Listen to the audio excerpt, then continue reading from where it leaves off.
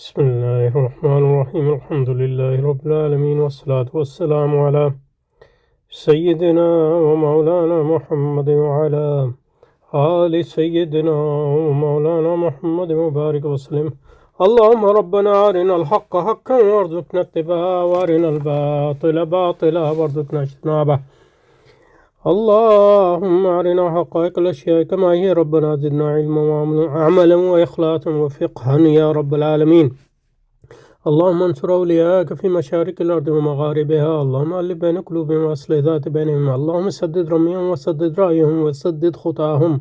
اللهم انصرهم على عدوك وعدوهم إنك على كل شيء قدير. اللهم فرج عنا وعن إخواننا في مشارق الأرض ومغاربها. اللهم نفس كربنا وكربهم وثبت أقدامنا وأقدامهم والطف بنا وبهم يا رب العالمين يا أرحم الراحمين. وصلی وسلم علی سیدنا و مولانا محمد وآلہ وصحبہ وازواجہ وذریتہ اجمعین برحمتک یا ارحم الراحمین آمین آمین یا رب العالمین. رحمۃ اللہ الواسعہ کا جو شرح ہے حضرت سیدی صاحب کی، حضرت پالنپوری صاحب کی، حضرت حجت اللہ البالغہ شاہ اللہ کی کتاب کی، اس کا مطالعہ جاری رکھتے ہیں انشاءاللہ. تو یہاں پہ پہنچے تھے کتاب کی وجہ تسمیہ. حضرت کی شرح ہے یہ. تو اس کتاب کا نام شاہ صاحب نے حجت اللہ البالغہ کامل برہان الہی. بالغہ کا مطلب کامل تو نہیں ہوتا، لیکن یہ یعنی محاوراتی کامل بھی ہو سکتا ہے. بالغہ کا مطلب یہ ہے کہ پہنچی ہوئی. یہ نام سورۃ الانعام آیت 149 سے ماخوذ ہے. اس لیے وجہ تسمیہ سمجھنے کے لیے پہلے آیات 148 اور 49 کی تفسیر سمجھنی ضروری ہے. مشرکین مکہ کہتے تھے کہ اگر اللہ تعالیٰ کو منظور ہوتا تو نہ ہم شرک کرتے اور نہ ہمارے باپ دادا، اور نہ ہم کسی چیز کو حرام ٹھہراتے. سیقول الذین اشرکوا لو شاء اللہ ما اشرکنا ولا آباؤنا ولا حرمنا من شیء. یعنی جو کچھ ہو رہا ہے مشیت ایزدی سے ہی ہو رہا ہے. یہ کفار کہتے تھے مشیت. تو اللہ تعالیٰ کے ارادہ اور مشیت میں فرق ہے. اور یہ اللہ تعالیٰ کے دو طرح کے ارادے ہیں، ایک اس کا کونی ارادہ ہے اور ایک اس کا شرعی ارادہ ہے. یعنی اس کا کونی ارادہ ہے کہ اس نے آزادی دی ہے کہ لوگ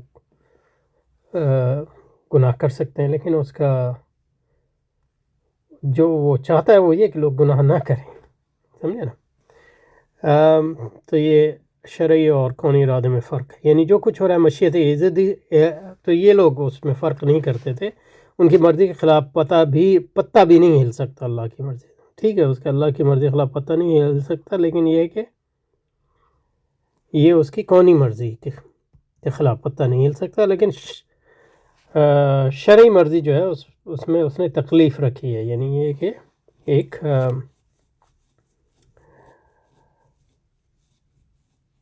آزادی دی ہے لوگوں کو کہ وہ چاہے تو گناہ کریں، چاہے تو گو کہ اس کی وہ چاہتا ہے کہ سب لوگ گناہ کریں، کوئی بھی سب لوگ اچھے کام کریں، کوئی بھی گناہ نہ کریں. تو یہ اس کی مطلب یہ ہے کہ شرعی مرضی ہے، یہ وہ چاہتا ہے. تو یعنی جو کچھ ہو رہا ہے مشیت ایزدی سے ہو رہا ہے. یہ کفار کہتے تھے. اور ہمارے اسلاف کا اللہ کے ساتھ شریک ٹھہرانا اور صاحبہ بحیرہ وغیرہ جانوروں کو حرام ٹھہرانا سب اللہ کی مشیت سے ہے. تو ایک لحاظ سے یہ صحیح ہے کہ اللہ کی مشیت سے، اس کی کونی مشیت سے، لیکن یہ اس کی شرعی مراد نہیں ہے. پس رسول کا مطلب یہ ہے، پس رسول کا یہ مطالبہ کہ ہم شرک چھوڑ دیں اور جانوروں کی تحریم سے توبہ کر لیں، کیسے درست ہو سکتا ہے؟ تو بنیادی طور پہ یہ لوگ اللہ تعالیٰ کے دو قسم کے ارادوں میں فرق نہیں کرتے تھے. یہ فرق جانتے تھے تو یا تو جانتے نہیں تھے، اور جانتے تھے تو اس کو چھپانے کی کوشش کر رہے ہیں یا اپنی دلیل میں.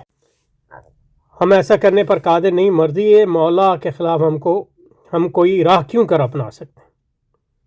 تو یہ دو طرح اللہ کی دو قسم کے جو ارادے ہیں ان کے درمیان تفریق نہیں کرتے، جانتے ہوئے یا نہ جانتے. کفار نے یہ لے یہاں تک بڑھی کہ خود مسئلہ رسالت یعنی رسول اللہ یعنی اللہ تعالیٰ کا رسولوں کو مبعوث فرمانا اور تکلیف شرعی یعنی لوگوں کو احکام کا مکلف بنانا اور مجازات یعنی اچھے برے اعمال پر جزا و سزا دینا اور اللہ تعالیٰ کا شریعتوں کو نازل فرمانا اور احکام خداوندی میں مصلحتوں اور حکمت کا مضمر ہونا، یہ سب کفار کے خیال میں خام خیالی کے علاوہ کچھ نہیں تھا۔ ان کے خیال میں جو کچھ ہو رہا ہے اللہ تعالیٰ کی مشیت سے ہو رہا ہے، اور بندے جو کچھ کر رہے ہیں اس کو چھوڑ کر دوسری راہ اختیار کرنے پر قادر نہیں۔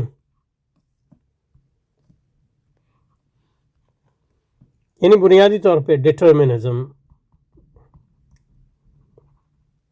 ان کا عقیدہ تھا، یعنی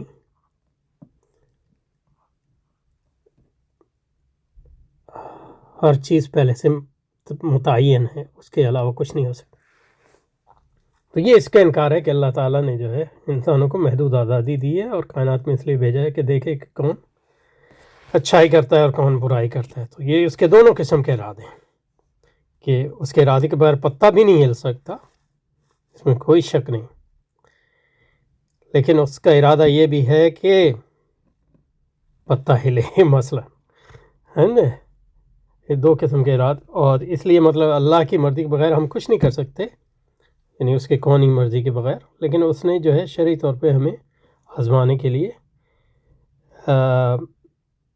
اس کونی مرضی کے اندر جو ہے وسعت فرمائی اور ہمیں ایک محدود آزادی دی تاکہ دیکھے یعنی آزمائے کہ کون سچائی کا حامل ہے اور کون سچائی کے ساتھ ہے اور کون برائی کے ساتھ، اور اس پر پھر مجازات ہوں گی۔ اللہ پاک نے جواباً ارشاد فرمایا کذالک کذب الذین من قبلہم حتی ذاقوا بأسنا، یعنی رسولوں کی تکذیب آج کوئی نئی بات نہیں، گزشتہ کفار نے بھی اس طرح کی تکذیب کی تھی، یعنی ان کو جھٹلایا تھا، مگر ان کا انجام کیا ہوا، عذاب خداوندی کا کوڑا ان پر برسا اور وہ صفحہ ہستی سے مٹا دیے گئے۔ پس آج کے مکذبین گزشتہ لوگوں کے انجام سے سبق کیوں نہیں سیکھتے؟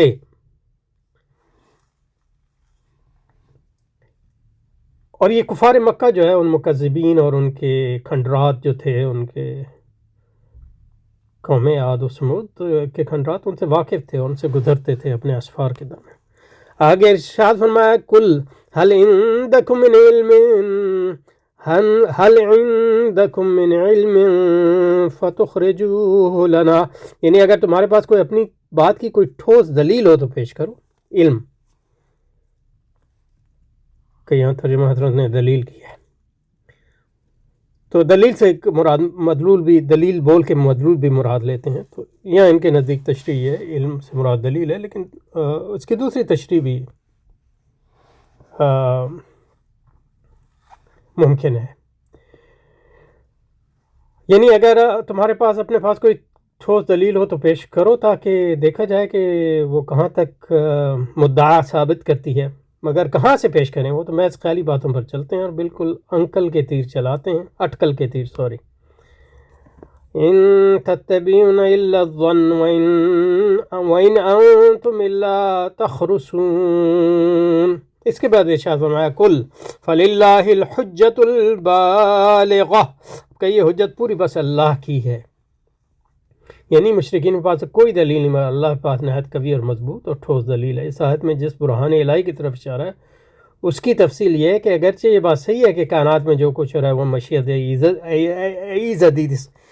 ایزدی سے ہو رہا ہے، مگر ساتھ ہی یہ بھی واقع ہے اللہ تعالیٰ نے انسان کو دوسری مخلوقات سے زیادہ صلاحیتیں دی ہیں، ان کو کامل عقل، یعنی اس کی حیثیت کے لحاظ سے وافر فہم، بینا آنکھیں اور شنوا کان دیے ہیں، جن ان کو خیر و شر میں انتخاب کرنے کی قدرت بخشی ہے، اور ان کو ایک جزوی اور ذیلی اختیار دیا ہے، وہ اپنی مرضی سے ایک وقت ایک چیز کو اختیار کرنے کا فیصلہ کرتے ہیں، دوسرے وقت اس کو چھوڑ دینے کا تہیہ بھی سامنے اللہ تعالیٰ انسان کو اللہ تعالیٰ نے اینٹ پتھر کی طرح بالکل بے اختیار، بے بس اور مجبور نہیں بنایا، غرض انسان کو اسی جزوی اختیار کی بنیاد پر مکلف بنایا گیا، یعنی ذمہ دار ٹھہرایا گیا، اور اسی بنیاد پر اس کو اعمال کا بدلہ دیا جاتا ہے، اور اس کی رہنمائی کے لیے رسولوں کو مبعوث فرمایا گیا اور اس کو شریعت دی گئی جس کے ذریعے ایسے مفید کاموں کا اس کو حکم دیا گیا جو دنیا اور آخرت میں اس کے لیے مفید ہیں، اور ایسی بری باتوں سے اس کو روکا گیا جو دارین میں اس کے لیے ضرر رساں ہیں۔ امام راضی تفسیر کبیر میں فرماتے ہیں قال قولہ تعالی، تو امام راضی کا نقل کرتے ہیں یہاں، جو بنیادی طور پہ جو اردو میں بیان کر رہے تھے اسی کا خلاصہ تھا۔ قال تعالی قل فللہ الحجۃ البالغہ وذلک من وجہین، یہ پیچھے سے چل کے آ رہے ہیں۔ والوجہ السابق قوله تعالی قل فللہ الحجۃ البالغہ تقریرہ انہم احتجوا، یہ جو انہوں نے اوپر بیان کیا حضرت نے وہی ہے امام فی دفع دعوت الانبیاء والرسل علی انفسهم بان قالوا کل ما حصل وہ بمشیت اللہ تعالی، کہتے تھے کہ یہ سب مشیت اللہ تعالیٰ کی مرضی سے پیدا شاء اللہ منا ذلك فکیف یمکننا ترکہ وَإِذَا كُنَّا عَاجِزِينَ عَنْ تَرْكِهِ فَكَيْفَ يَأْمُرُنَا بِتَرْكِهِ وَهَلْ فِي وُسْعِنَا وَطَاقَتِنَا أَنْ نَأْتِيَ بِفِعْلٍ عَلَى خِلَافِ مَشِيَّةِ اللَّهِ تَعَالَى فَهَذَا هُوَ حُجَّةُ الْكُفَّارِ عَلَى الْأَنْبِيَاءِ، تو حجت دلیل جو کفار کی انبیاء پر تھی وہ یہ تھی کہ یہ اللہ کی مرضی سے، تو ہم اللہ کی مرضی، اللہ نے کی مرضی تھی کہ ہم گناہ کریں، تو تم کون ہوتا ہے کہ اللہ کی مرضی خلاف ہے؟ تو اس پہ جو ہے اللہ تعالیٰ نے ان کو جو اپنی دلیل دی اس کو اس نے حجت اللہ البالغہ کا ان معنوں میں کہ وہ ان کی دلیل کا توڑ ہے۔ والوجہ السابق والوجہ انہ تعالی آتاکم، الوجہ الاول انہ تعالی، یہ حضرت وذالک من وجہین، والوجہ الاول انہ تعالی آتاکم عقولا کاملا، تمہارے یعنی عقل، تمہیں مکمل عقل دی، کامل عقل دی، یعنی کامل انسان کی ضروریات کے لحاظ سے، فی نفسی ظاہر کامل نہیں، وہ افہاماً وافیہ، اور تمہیں فہم دیا، یعنی عقل اور فہم میں فرق کر رہے ہیں، یا یہ کہ یہ عطف خاص علی العام ہے، دونوں میں تھے۔ وآذان سامعہ، تمہیں کان دیے، عیون باصرہ، دیکھنے والی آنکھیں دی، وَأَقْدَرَكُمْ عَلَى الْخَيْرِ وَالشَّرِّ، اور تمہیں قدرت دی خیر اور شر پہ، یعنی محدود قدرت دی۔ وَأَزَالَ عَنْكُمْ وَأَزَالَ الْأَعْذَارَ وَالْمَوَانِعَ بِالْكُلِّيَّةِ عَنْكُمْ، اور جو اس قدرت کے سامنے جو مشکلات اور موانع تھے ان کو اللہ نے زائل کیا، تبھی جو تم چاہتے ہو، چاہو تو خیر کا عمل کرو اور چاہے تو گناہ کرو اور منکرات کرو۔ گو کہ اللہ کی جو شرعی مرضی ہے وہ یہ ہے کہ تم منکرات کو ترک کرو اور خیرات کو اپنا۔ وَهَذِهِ الْقُدْرَةُ وَالْمَكْنَةُ مَعْلُومَةُ الثُّبُوتِ بِالضَّرُورَةِ، یہ حضرت یہ منطقی زبان استعمال کر رہے ہیں امام راضی، یعنی معلوم بالضرورہ ہے، یعنی اس کے لیے کوئی دلیل نہیں چاہیے، یہ اپنی دلیل آپ ہے، یہ قدرت جو ہمیں ہے۔ حقیقت میں ایسا نہیں ہے، لیکن یہ کہ یعنی فلسفیان اعتبار سے تو یہ کوئی 2 + 2 = 4 کی طرح چیز نہیں ہے، ورنہ یہ لوگ قدرت اور عدم قدرت پر اتنے مباحث کیوں کرتے ہیں، اور مسلمانوں میں قدریہ اور جبریہ کے نام سے فرقے کیوں پیدا ہوتے ہیں؟ تو اس لیے یہ نہیں کہہ سکتے کہ معلوم بالضرورہ ہے، لیکن یہ کہ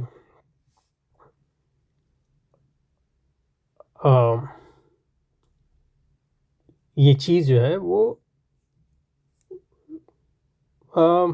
ثابت اس طرح کی جا سکتی ہے کہ ہم کم از کم ایک عام فہم عامہ کے مطابق یہ ثابت، یعنی فہم عامہ کے لیے کم از کم یہ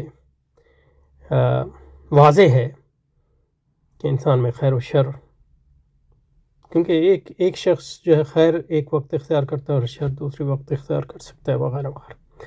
وَزَوَالُ الْمَوَانِعِ وَالْعَوَائِقِ مَعْلُومُ الثُّبُوتِ أَيْضًا بِالضَّرُورَةِ، اور اس قدرت کی راہ میں جو موانع ہیں وہ بھی ان کا ازالہ جو ہے وہ بھی معلوم بالضرورہ ہے، یعنی ثابت ہے حضرت امام راضی کے نزدیک۔ اس کے لیے کوئی دلیل کی ضرورت نہیں. وَإِذَا كَانَ الْأَمْرُ كَذَلِكَ، اگر بات اس طرح ہے تو پھر كَانَ ادعاؤکم، تمہارا دعویٰ کہ تم عاجز ہو ایمان اور اطاعت سے، یہ دعویٰ باطل ہے.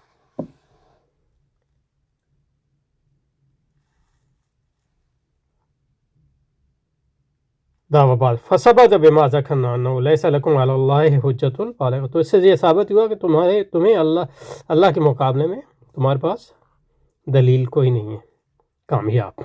بل اللہ الحجۃ البالغہ علیکم، بلکہ اللہ کی حجت ہے تم پر، کہ وہ خود ہی بتا رہا ہے کہ میں نے تمہیں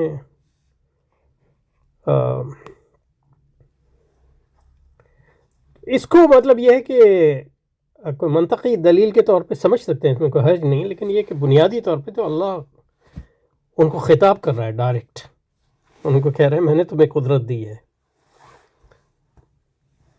اور یہ جو تم کہتے ہیں تمہیں کوئی قدرت نہیں ہے، یہ ایک عبث بات ہے، کہ کیونکہ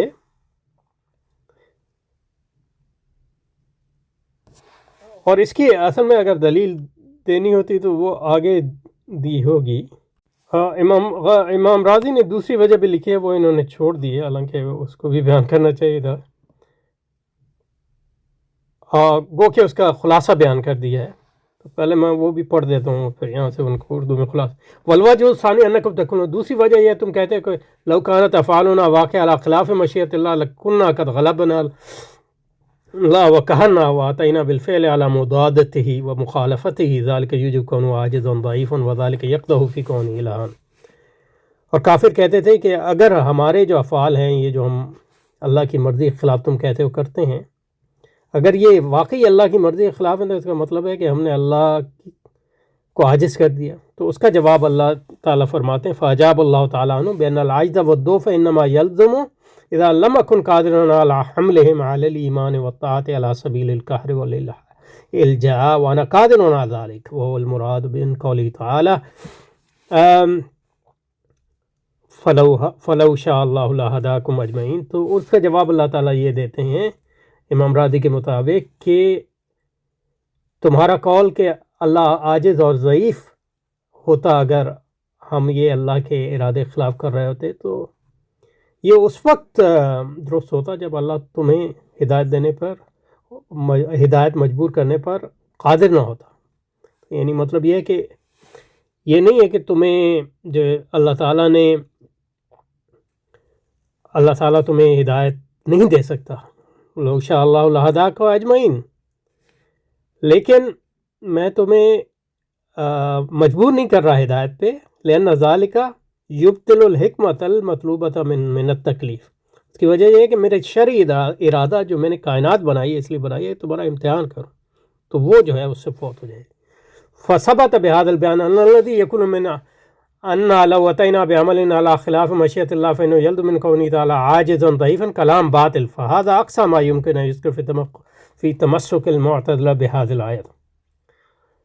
والجواب المعتمد في هذا الباب أننا نقول إننا بينا أن هذه سورة من إلى آخر تدل على صحة قولنا ونقلنا في كل ما يذكرون من تأويلات وأجبنا عنها بأجوبة واضحة مؤكدة بالدلائل العقلية القاطعة. یہ پھر معتزلہ اور اشاعرہ کے درمیان بحث پڑ گیا، لیکن یہ کہ اصل جو اس میں بات ہے وہ یہ بات ہے کہ کفار، اس سے جو ثابت ہوتا ہے وہ کفار کی جو غلط فہمی، اگر وہ حقیقت میں غلط فہمی تھی، ہٹ درمی نہ تھی، وہ یہ تھی کہ وہ دو طرح کے ارادوں میں تفریق نہیں کر رہے تھے، اللہ کے ارادہ کونی اور اللہ کی ارادہ شرعی میں. اور اگر اللہ تعالیٰ چاہے تو انسانوں کو مجبور بھی پیدا کر دے، کیونکہ وہ با اختیار ہے. اس صورت میں سب انسان راہیاب ہو جاتے، کوئی گمراہ نہ ہوتا. فلو شاء اللہ لہداکم اجمعین، مگر ان کی حکمت کا فیصلہ یہ ہوا کہ انسان کو اشرف کائنات بنایا، جس کے لیے امتحان کی گھاٹی سے گزرنا ضروری تھا، تاکہ اس کا استحقاق علی رؤوس الاشہاد ثابت ہو جائے. غرض ارشاد ربانی فللہ العبادت میں تکلیف کے راز مجازات کی حکمت ہے، اور احکام کے ان پر حکمت و مسالے ہونے کی طرح اشارہ. شاہ صاحب ان کے اس کتاب بھی اسی قسم کے مضامین ہیں، اس لیے اس کا نام حجت اللہ البالغہ، اور شرع کا نام بھی آیت فَإِن كَذَّبُوكَ فَقُلْ رَبُّكُمْ ذُو رَحْمَةٍ وَاسِعَةٍ سے ماخوذ ہے.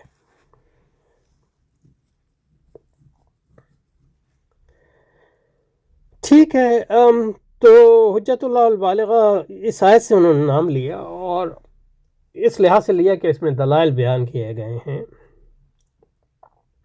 اللہ تعالیٰ کی اور اسلام کی حکمت اور اسلام کے غرض و غایت اور اللہ تعالیٰ کے احکامات کے غرض و غایت وغیرہ سے. لیکن اس کا مطلب یہ نہیں ہے کہ یہ دلیل جو ہے، یہ دلیل فی نفس ہی بالغ ہے، پہنچی ہوئی دلیل ہے، کامل ہے.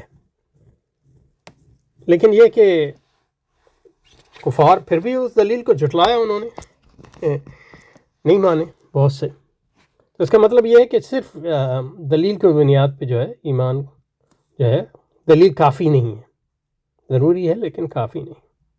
اصل چیز جو ہے انسان کے دل کا جو ہے وہ درست قبلہ جو ہے اس کا درست ہونا، وہ اس میں اہم ہے.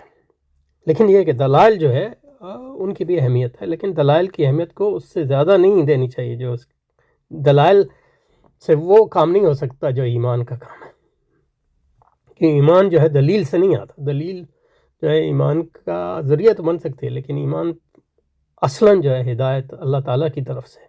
یہ ایک وہ چیز ہے کہ یہدی میں وہ کوئی جو ہے اور دوسرے کو اس نے اختیار نہیں دیا کہ وہ یضل بہ من یشاء و یہدی بہ من یشاء. وہ جو اس کی ہدایت ہے اسے بہت سے لوگوں کو وہ ہدایت دیتا ہے، بہت سو کو گمراہ کرتا ہے. وجہ تسمیت الکتاب پہ آگے. ٹھیک ہے، تو یہاں جو ہے رکتے ہیں انشاءاللہ.